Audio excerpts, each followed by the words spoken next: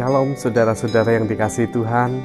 Kita berjumpa kembali di dalam Wednesday Morning Spirit pada hari ini, hari Rabu 9 Februari 2022. Kita awali dengan bersama-sama memuji nama Tuhan dengan lagu berikut ini.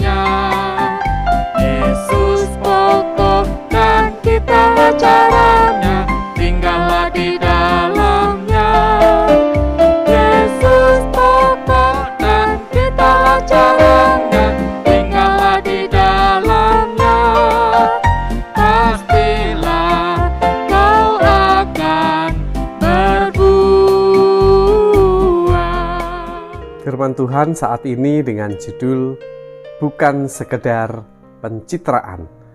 Sebelum kita akan mendengarkan lebih jauh firman Tuhan, mari kita mempersiapkan hati kita dengan berdoa. Mari kita berdoa. Terima kasih Tuhan, kami bersyukur untuk penyertaan-Mu dan kembali kami akan mendengarkan firman-Mu. Biarlah Roh Kudus yang menguasai kami, juga hamba-Mu ini, kuasailah dengan Roh Kudus senantiasa, sehingga apa yang Ia sampaikan boleh menjadi berkat. Dalam nama Tuhan Yesus kami berdoa, amin. Saudara-saudara yang dikasihi Tuhan, ada dua ayat yang menjadi dasar perenungan kita hari ini. Yang pertama diambil dari Matius 6 ayat 1 yang demikian. Ingatlah, jangan kamu melakukan kewajiban agamamu di hadapan orang supaya dilihat mereka. Karena jika demikian, kamu tidak beroleh upah dari Bapamu yang di sorga. Dan yang kedua adalah di dalam 1 Samuel 16 ayat yang ke-7 yang demikian. Tetapi berfirmanlah Tuhan kepada Samuel, janganlah pandang parasnya atau perawakannya yang tinggi, sebab aku telah menolaknya. Bukan yang dilihat manusia yang dilihat Allah. Manusia melihat apa yang di depan mata, tetapi Tuhan melihat hati. Bagian yang menjadi penekanan adalah di kalimat manusia melihat apa yang di depan mata, tetapi Tuhan melihat hati. Saudara-saudara yang dikasihi Tuhan, tema kita saat ini seperti yang sudah saya sampaikan tadi adalah bukan sekedar pencitraan. Kata pencitraan sangat populer, terlebih ketika tahun-tahun politik. Kata itu sering dipakai atau disematkan kepada orang-orang yang mencari popularitas agar supaya dia dipilih, agar supaya banyak orang simpatik kepadanya. Tetapi setelah terpilih nanti apa yang dilakukannya belum tentu seperti apa yang dia katakan. Nah, kepada orang yang seperti itulah kata pencitraan itu disematkan. Tetapi kalau kita cermati di dalam kehidupan manusia saat ini, sebenarnya kehidupan kita itu berhadapan dengan godaan besar yang namanya pencitraan dalam berbagai bidang kehidupan. Orang ingin terlihat sukses, dia memposting di dalam FB, Instagram, dan sebagainya, penampilan-penampilan, momen-momen yang ketika menunjukkan kesuksesan. Tapi sebenarnya bisa jadi di dalam kehidupan orang itu ya sama saja berhadapan dengan banyak kegagalan, kesulitan, dan sebagainya. Orang ingin terlihat kaya, dia memposting harta benda, kekayaan, kemewahan. Padahal banyak orang yang jauh lebih kaya, mapan, tapi tidak perlu hal-hal seperti itu diposting. Dia lebih bijak mana yang layak untuk diposting dan mana yang layak untuk dinikmati diri sendiri, dalam artian tidak perlu dipamer-pamerkan, tapi justru berbagi berkat untuk sesama, dinikmati bersama banyak orang, menjadi berkat, tidak perlu diposting-posting.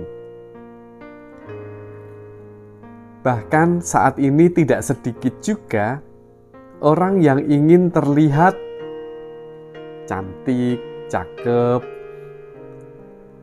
sehingga foto dengan aslinya itu sangat berbeda. Dengan kualitas kamera, kualitas editan, sehingga tampil begitu glowing, begitu memukau. Karena orang ingin terlihat secara fisik itu spesial.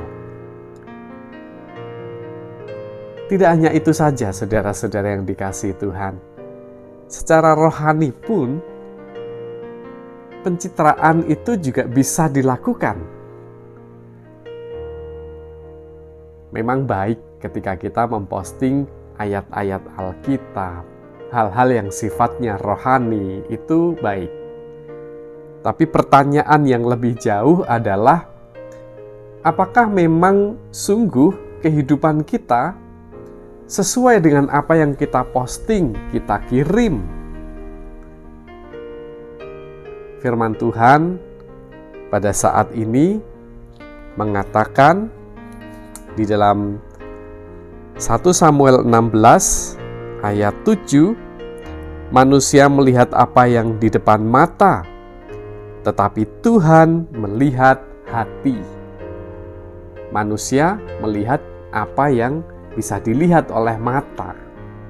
Visual itu lebih penting, tapi Tuhan bisa melihat jauh lebih dalam dari itu semua, dari kedalaman hati kita. Oleh sebab itu, bukan hanya sekedar postingan yang kita utamakan, tapi juga kehidupan rohani kita. Kesungguhan kehidupan kita, apakah sungguh menjadi berkat? Dan realitasnya di dalam Matius 6, kita juga menemukan pencitraan rohani pada zamannya. Ingatlah, jangan kamu melakukan kewajiban agamamu di hadapan orang, supaya dilihat mereka. Melakukan kegiatan, kewajiban agama, ibadah yang sifatnya adalah rohani, hanya bertujuan untuk dilihat orang, bukan untuk membangun relasi dengan Tuhan. Ketika kita beribadah ke gereja, ingat, motivasinya tidak boleh hanya untuk diposting. Boleh memposting, tapi ingat, motivasinya tidak hanya untuk diposting saja. Motivasi yang lebih utama adalah untuk membangun relasi kita dengan Tuhan yang tentu berdampak relasi kita dengan sesama. Bukan sekedar pencitraan. Tuhan memberkati. Amin.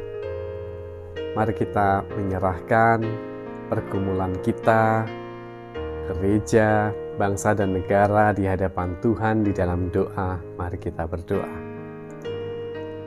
Ucap syukur kami naikkan kepadamu ya Tuhan, penyertaan-Mu begitu indah di dalam kehidupan kami. Kesulitan, masalah datang, tapi tangan Tuhan tak kurang panjang untuk menolong. Dan selalu tepat pada waktunya. Oleh sebab itu kami menyerahkan seluruh aktivitas dan kehidupan kami. Tuhan jamah dan sembuhkan mereka yang sakit. Tuhan bangkitkan semangat mereka yang terpuruk dan berputus asa, berbeban berat. Kau berkati anak-anak kami dalam sekolah, bekerja, dan kami dalam berbagai aktivitas kami, bekerja di rumah, mengurus rumah tangga. Tuhan juga lindungi dan jauhkan dari virus. Berkati juga gereja kami dalam berbagai kegiatan, baik itu berkaitan dengan pekabaran Injil, pemeliharaan iman, pembangunan, organisasi, pengelolaan keuangan, dan semua kegiatan Tuhan berkati. Engkau berkati juga bangsa dan negara kami. Saat ini semakin banyak orang yang terjangkit virus COVID-19 dengan varian baru Omikron.